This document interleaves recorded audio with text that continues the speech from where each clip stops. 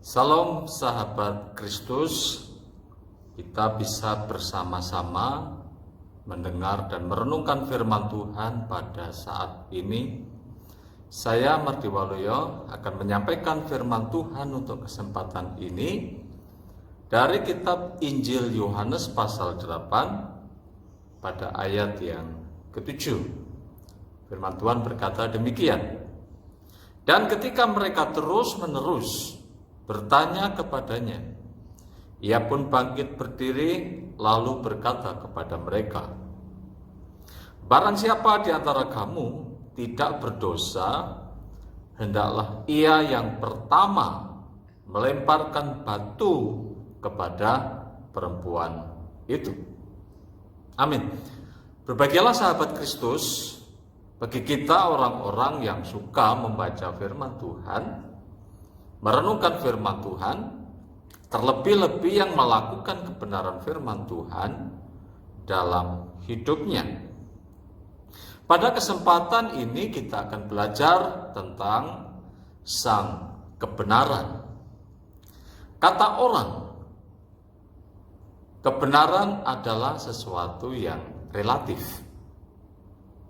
Jika dalam persepsi kelompok manusia memang itu sangat tendensius kebenarannya. Tapi apa yang kita renungkan pada saat ini, kita melihat kebenaran yang absolut, yang tidak bisa diganggu gugat.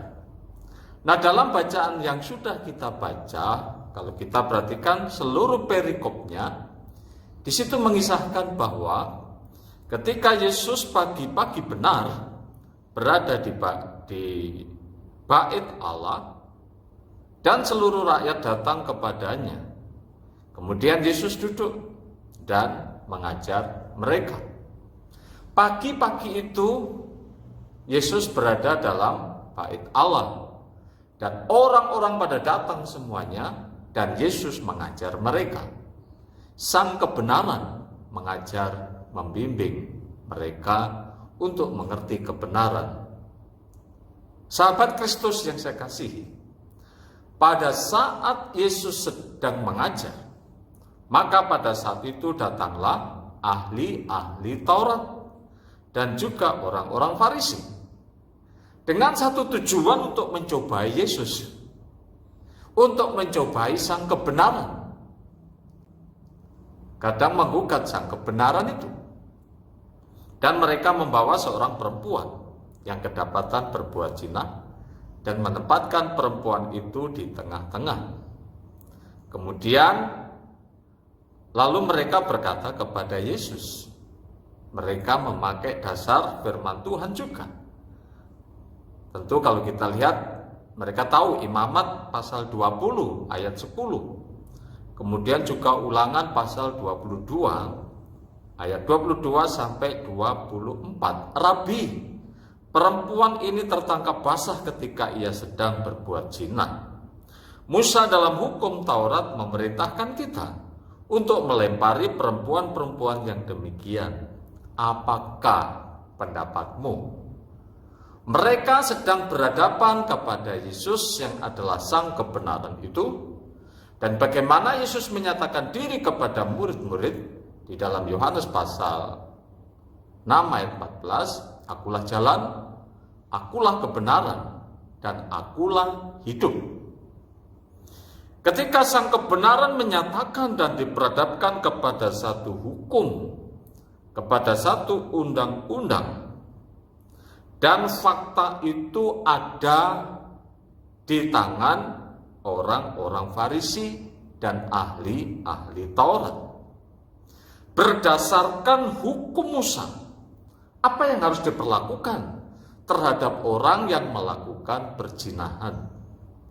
Tentu Yesus juga tahu tentang hal itu.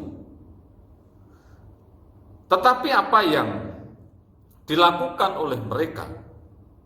Karena mereka terus mendesak, tetapi Yesus membungkuk lalu menulis dengan jarinya di tanah. Tetapi mereka terus mendesak, minta pendapat Yesus, minta pendapat sang kebenaran itu. Dan ketika mereka terus-menerus bertanya kepadanya, ia pun bangkit berdiri, lalu berkata kepada mereka. Dari kisah ini kita bisa melihat, orang mendesak, orang-orang menekan yang menyatakan ahli-ahli Taurat dan orang-orang Farisi itu, mereka mendesak Yesus dengan fakta. Mereka mendesak Yesus dengan data.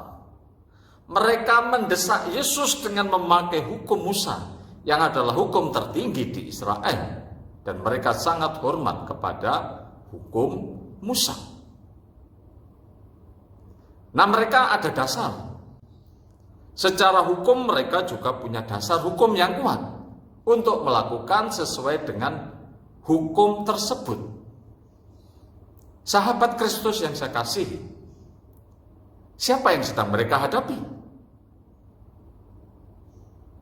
Yang sedang mereka hadapi, dialah yang punya hukum itu. Dialah lebih daripada Sabat itu. Dia lebih daripada Nabi Musa. Dia lebih daripada Nabi Elia. Dan kita lihat ketika sang kebenaran bersuara, ketika sang kebenaran berbicara, menyatakan kepada kita hari ini, dan Yesus tidak melawan hukum. Yesus sedang tidak melawan hukum. Mengapa saya katakan demikian? Karena Yesus adalah kebenaran yang mutlak itu sendiri. Apa yang dia katakan, sahabat Kristus yang dikasihi Tuhan? Barang siapa di antara kamu tidak berdosa, hendaklah ia yang pertama melemparkan batu kepada perempuan itu. Inilah suara sang kebenaran. Ketika sedang diperhadapkan kepada data dan kepada fakta yang seharusnya sang kebenaran bisa mendukung fakta tersebut. Ternyata sahabat Kristus, apa yang dianggap manusia itu sebagai satu hukum tertinggi, yang dianggap kebenaran yang tertinggi, ternyata ada hukum yang lebih tinggi dari semuanya itu adalah sang kebenaran. Dia menyatakan kepada kita.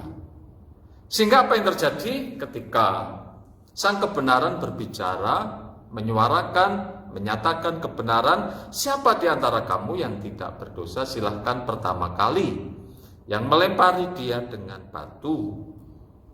Kemudian ia membungkuk pula dan menulis di tanah. Dan Bapak dan sahabat Kristus bisa memperhatikan ketika suara sang kebenaran sampai kepada telinga ahli-ahli Taurat dan juga imam orang-orang Farisi, apa yang terjadi?